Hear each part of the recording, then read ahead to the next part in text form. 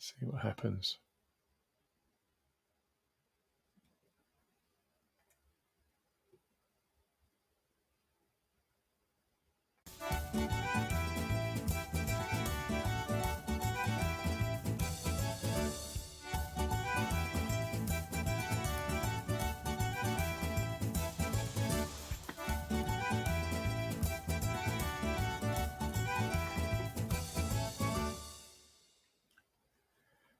Hello and welcome to episode 88, or maybe 87 and a half of the Alfa Romeo Driver podcast.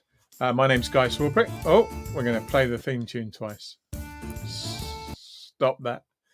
Hi to Alan and John, who I can see are the only two listeners that we've got at the moment. John should be a co-host, but we're having a little bit of difficulty adding him in.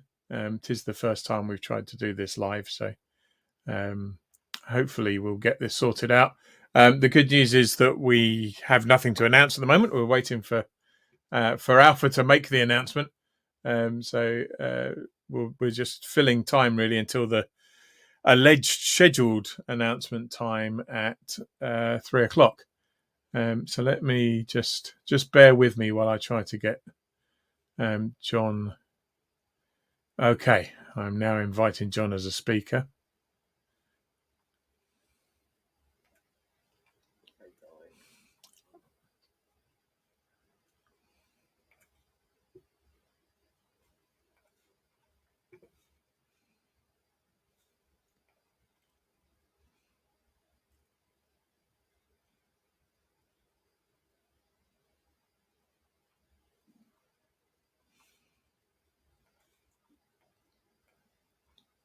Okay, so I'm just going to start chatting while we wait for John to join us. Hopefully he will do.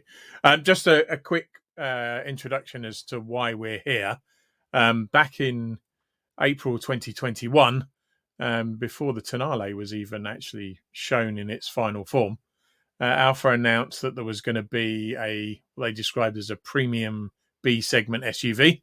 And they announced even then that it could be called Brennero. And that was pretty much what we knew at that point. We started to learn some more details about the car over the coming weeks. And the name Brennero seemed to have stuck. I think John's with us now. Hello, John. Hello. Can you hear me okay? Yeah, we can hear you. Thanks. Hooray. Yeah, for those of you who don't know, I'm the editor of Alfa Romeo Driver magazine. And John Griffiths is the chairman of the Alfa Romeo Owners Club. I'm sure a lot of you know us both. So Brennero was the name that was kind of out and in the world. And then in January of this year, at the Brussels Auto Show, a French YouTube channel did an interview with Jean-Philippe Imperato. And while he didn't give any clues as to what the name was actually going to be, he said it was absolutely not going to be Brennero. And there would be a poll of Alfisti to help decide what the name was going to be. That was also the first time he used the phrase sport urban vehicle as the meaning for SUV, which we're all assuming was kind of hinting at the fact that it would be kind of Ford Puma-like rather than Nissan Juke-like, I guess, in terms of format. And then no poll appeared, so nobody ever did get to vote, which probably wasn't a bad thing. I mean, we know how well public votes for names go. Yeah.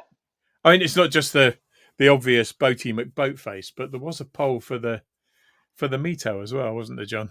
There was, yeah. I can't remember the witty entries now, but there were a number. There were, and the winner was actually, I think, Furiosa. That was it. Yeah, that was it. Which Alfa Romeo decided they didn't like, and so ignored it altogether and called it the Mito. Yeah. So a poll was always a bit of an odd thing to announce, and then when they finally did do something, which was beginning of June, they did a poll asking people what they thought it will be, not what they thought it should be. So it wasn't wasn't so much a vote as a fishing expedition, I guess. Yeah, And there were some interesting entries in there. There was Enzari, Bambino, GT Junior, Junior, Alpha Sud, Giulietta, Mito, Stelvietta, which bizarre. was imaginative. Volta, which I can kind of see the logic behind that one. Racy Milano, Nicola, Benina, Campolongo. That's a pass, isn't it? That is a pass, I think. Benina is, yeah. Yeah. I'm not sure. I'm not sure where the Campolongo is. Campolone, it is. Yeah, yeah, Okay, and yeah, a couple of people suggested Brennero, which was imaginative. Um, obviously, there's problems with a few of those. You can't call it a Racy or Milano, given that it's being built in Poland, yeah, which kind of rules out Alfa Sud and Mito as well. yeah. So while we're waiting for some kind of announcement, I thought it might be interesting to look back on some of the ways that Alfa have named products in the past. And one of the things that I often have, particularly Mercedes and BMW enthusiasts, say to me is that they have logical naming strategies that everybody understands and everybody knows uh, exactly what the names mean. Although certainly with BMW's old engine sizing numbers, that's gone a bit awry. But you know what a 3 Series is, you know what a 5 Series is. And Alpha don't ever seem to have stuck to a naming strategy for more than about 10 years. The first couple were named after horsepower. And then they went to number of cylinders. Yep. And then CCs. And I guess then the clever, witty, funny one was Giulietta after Romeo and Giulietta. That's it. Again, I've had people say to me that they assume that Giulietta is a small Giulia, Yeah, whereas it's really the opposite. It started with Giulietta, and then a Giulia was the gag was that a Giulia was a big Giulietta. that's it. What else have we had? Alfetta, Little Alpha, but named after Grand Prix cars. Yep. Alfa Sud after the factory. 33 after the Tipo 33. Yep.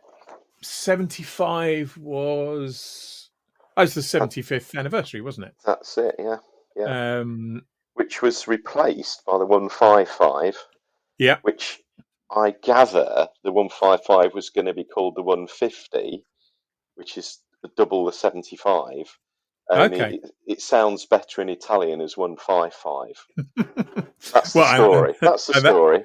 that is the important thing with Yeah. any name, isn't it? Yeah. Actually, Alan Greenhalgh, who's listening in, has said they did take submissions for the name of Kid on Instagram. So we'll see shortly, hopefully, whether they took any notice of those Or not. Yeah, I think or not's looking more likely. So 75 to 155 kind of misses a generation. Any idea what 90 was about? No, that's when I think we're going to have a bit of a Google on that, unless it was a TPO again, Type 90. Yeah, I'm not sure, but it's because not that one was that I remember.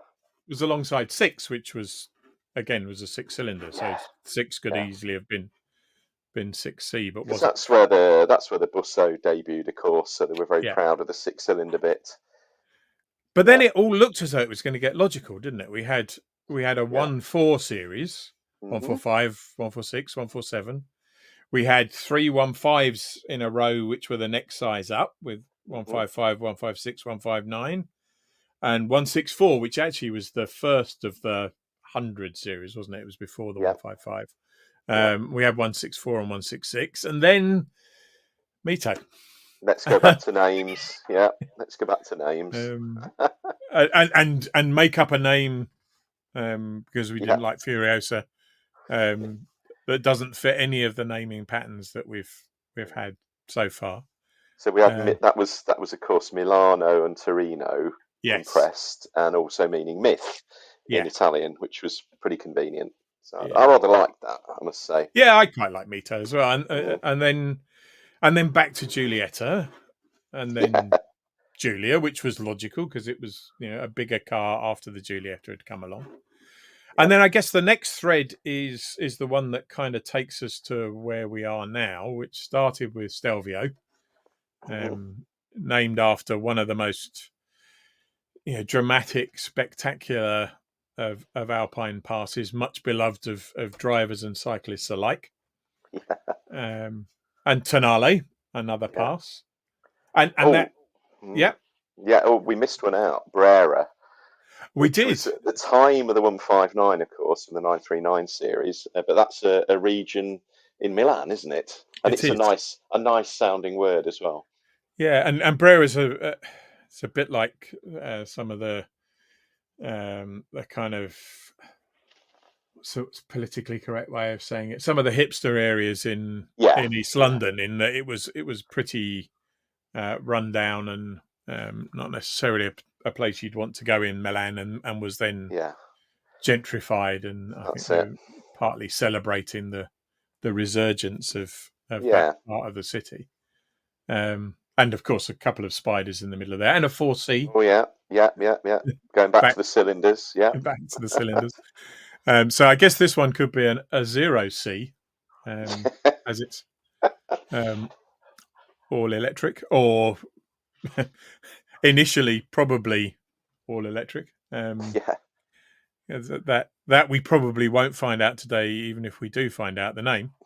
Um, so just a little bit about the timing of the podcast for those of us who just joined. Um, I'm going to go back a couple of weeks now. So we were alerted to the fact that the name was going to be announced today, a couple of weeks ago, by the UK PR office, who very kindly liaised with us on the publication date of the December issue of the magazine. So for those of you who are eagerly awaiting the magazine, that should be with you tomorrow. Probably would have been with you today or even yesterday, but we delayed it to make sure that it didn't come out ahead of this announcement. Um, so we were all set up to go. We reserved a space in the magazine to be able to share the name, so it would be in print as a record of the announcement, even if it had to wait until a day after the announcement itself. And then as we got closer and closer to our print deadline, um, the UK PR office very apologetically said, "Well, I don't think we're going to be able to tell you in time." So we ended up having we had two versions of the news story, one with a space in it to put the name in, and the one we eventually had to run, which you'll see tomorrow, which said, "Yeah, we still don't know, but it should be on the website by now." Yeah. So we then set up this podcast, our first live podcast, um, which was originally going to be at 11 o'clock this morning, which was when we were told the announcement was. And then yesterday we found out the announcement was at 3, which was kind of a week after it had been on the previous announcement that they put out a week ago. Um, and then today it turned out that the 3 o'clock may actually have been 3 o'clock Central European time, in which case we're going to be wittering for quite a long time. Interestingly, David Faithful, who some of you will know, who is the Mito registrar, has just provided me with some more information about the Mito name. So although Furiosa, I think, did win the public vote, Mito was actually an entry. It was a submission from a German lady called Marion Trump, no relation as far as we know, um, and she actually received a 939 Spider as a prize for having submitted Very the winning nice. name, even though her name didn't actually get the most votes. So Oh, I should see if I can look her up and get her into the register. interesting. And if she subsequently bought a Mito, then David and I can both have a trump in our register. Excellent stuff. So we find ourselves here with about 3 minutes to go until what we think is the deadline. Anxiously refreshing the Twitter feed to see whether we're actually going to find anything out. If this was a PR company or a PR organization for almost any other company having announced what the deadline was going to be or what the embargo time was going to be, they'd have pre-scheduled all of their social media posts, and we'd all be sitting here confidently knowing that in 2 minutes' time it would just appear on the website. As it is, as I said, a week ago they did make a sort of pre-announcement, which I believe again was supposed to be at 3:00, Right. which actually happened at 4:19, which could have been 3:19 Central European time, but it wasn't on the hour anyway. And probably did you see that post, John? It's probably worth talking about that as well. It's quite clever, but a bit odd. Yeah, it's certainly a bit different. I don't have it entirely to mind at the moment. Can you refresh my memory? That's actually all I'm looking at the moment on All right, the yeah. on the feed because it's last week. So what they did last week was they tweeted, "Maybe we've known all along." Yeah, that was it. That was it. Maybe we've known all along. Yeah. With a series of, I think it was 5 latitude and longitude coordinates, That was it. which from memory were the museum, so Yeah. the old factory in Aracey, Bolocco. Yeah. Maybe it was only 4. Test track. Yeah. The test track. Yeah. The Stelvio Pass. Yeah. And the Brenner Pass. There you go. So everybody has taken that as confirming that the name is going to be Brennero, and it's a perfectly logical conclusion, may well be right. I guess the thing that still leaves us a bit of doubt in our minds, and we don't know for sure what it is that if you were going to have today as the name announcement date, then why run something that so obviously says it's going to be Brennero a week in advance? Yeah. So we're still on tenterhooks. Oh, a press release has just Good landed Lord.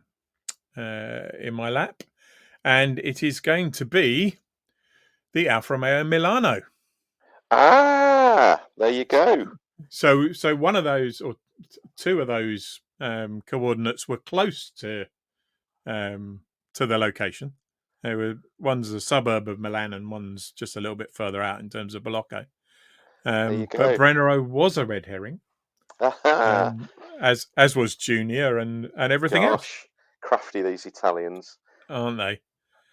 Now, so the Milano, Yes, which has built been in used, Poland.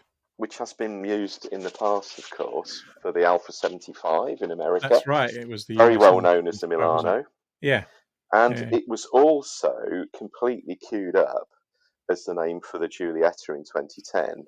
And I have got copies of press release materials with Milano badging on a white Giulietta, but it was turned around at very much the last minute because of some union complaints, as it were, because a lot of jobs were moving to Turin from Milan. So there you go. So the Milano has been very much lined up in the past, has been used in America, and here you go. It's going on the new baby.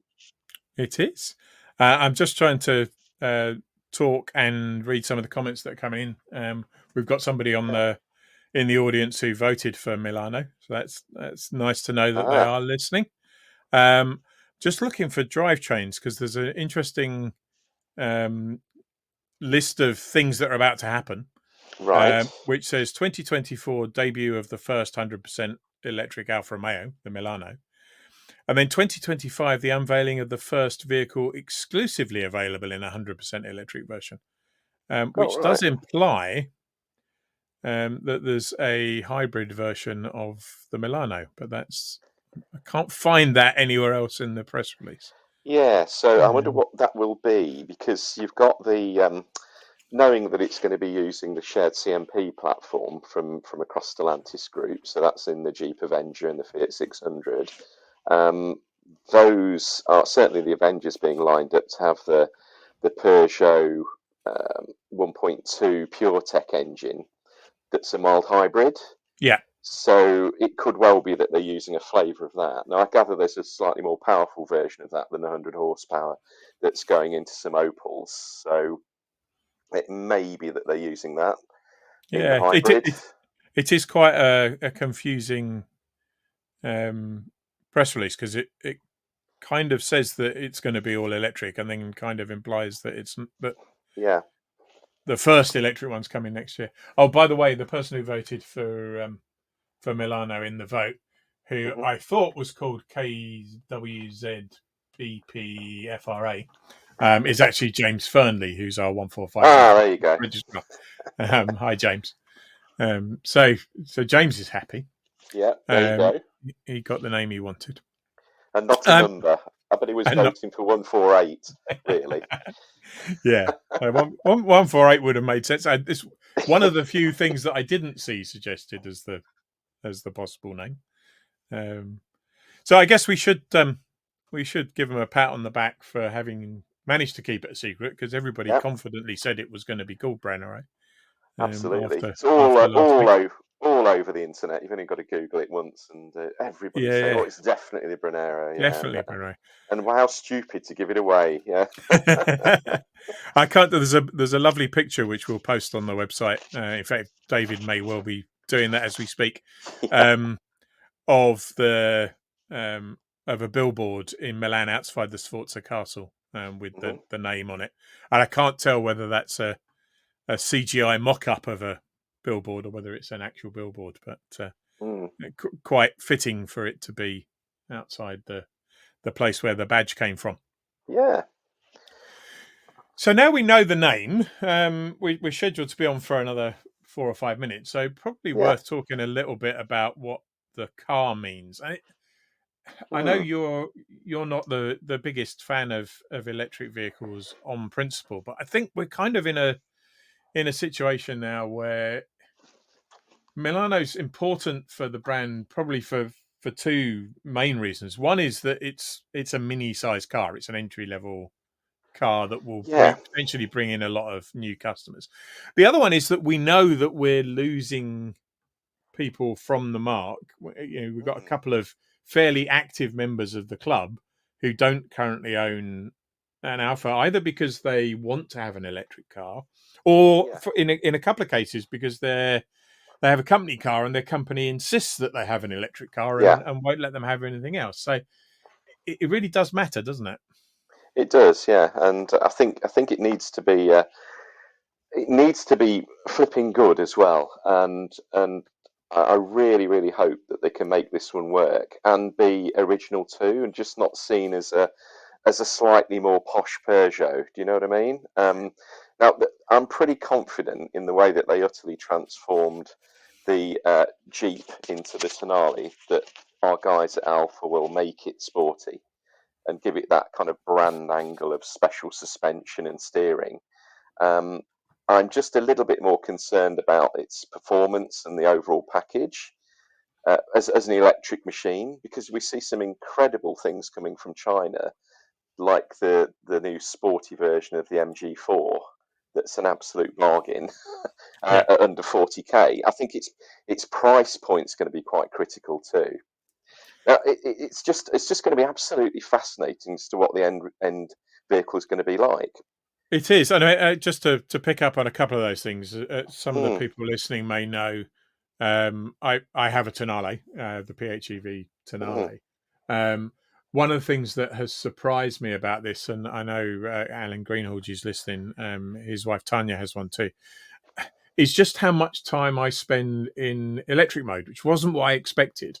yeah, yeah. So if I'm going cross country or want to have fun, stick it in dynamic, and it's brilliant. It is Hmm. every inch an alpha, and brilliant fun. The suspension firms up, it becomes more responsive. All of those things, 4-wheel drive with electric power at the back, and but actually, even though it's a relatively small electric motor or Yeah. electric power plant, Hmm. round town, having all of It's that fine. torque Yeah. Yeah. available instantly, it works really, really well. And that the 40-mile range means that I can drive it for a week, to and from my local town centre, and it's fine on a single charge.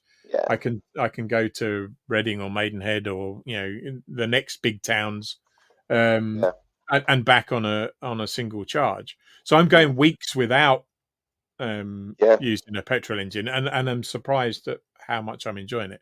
Yeah. The other point is, well, it's kind of three things. The second one is that I had a few minor niggles with my Tonale, Yeah. and my courtesy car was a Jeep. It Yeah. was the equivalent Jeep Compass, Yeah. and it was just a reminder of how different those two cars are. Yeah. So that You're being really transformation, polite. You're being very polite there. I am, yes. I don't want to upset our friends at No. Stellantis, and I No. know No. we have some people in the club who are also Jeep enthusiasts, and all I can Absolutely. say is I've no idea why. No, the Um, Alpha's quite different. Yeah. it is very different, and it's an Alpha. Yeah. Um, the other thing is that the third thing, I've driven the Avenger, Yeah. Yeah. um, and the Avenger is there are definitely things that you would want to be different about it, Yeah. particularly about partly about the look, but also about the way it handles, and a Mhm. little bit about the responsiveness, but Mhm. actually it it was quite good to drive. It was quite good Yeah. fun, and it was surprisingly nippy given the power. So Yeah. I think there is scope for Alpha to build a very, very good car on that platform. Yeah. Yeah. Good. I'd really like the look of the Jeep Avenger personally. I think it looks terrific, and they seem to have done a good job with the Fiat 600 as well from Yeah, the photos I've seen. But certainly the thing that struck me was the Jeep Avengers. I think it's just over 4 meters long, so it's shorter than a Giulietta, but it looks big. yeah, It doesn't appear to be a small car, and mind you, they've all grown, haven't they? It just reminds me what a small car's like when I get into our 595 Abarth, and you suddenly realise how narrow it is and the yeah, little gaps I can get through. But again, you've got the electric Abarth and Fiat 500 now, and again, I've driven both of them around town. They're great. They're really, really yeah. good. The Abarth's lovely as long as you turn the sound generator off, but it's which is slightly irritating, but Yeah, it certainly shifts. yeah.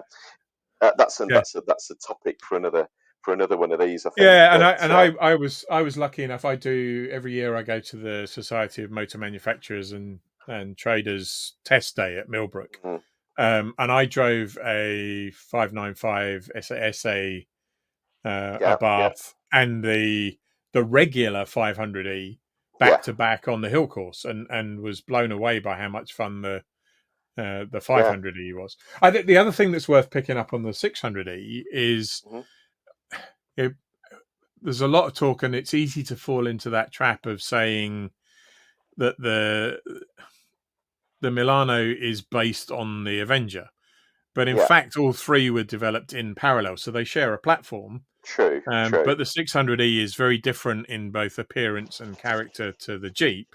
Hmm So I think that there's every reason to hope that the Alpha will be as well. Yeah, A yeah, definitely. couple of things just to pick up on because I've got messagings coming in from all directions. So just had a message from Nick Wright, club manager, Hmm to say that for all our efforts to delay the printing of the magazine, it got delayed a bit too much. So it was only printed today. So it'll Right. go in the post tomorrow. So people will probably start to get that over the weekend and into the early part of next year. Another comment that was made by um, the Kevlar Kid from the audience. Just a reminder that Milano was the 75 model name, obviously, but it was also on the badge of all the cars that weren't built in Paris Of up course. up Yeah. until 1971. So having Milano on an Alfa Romeo is Mm. it's happened more often than it hasn't to Yeah, good date. point. very good point. Yeah. Okay.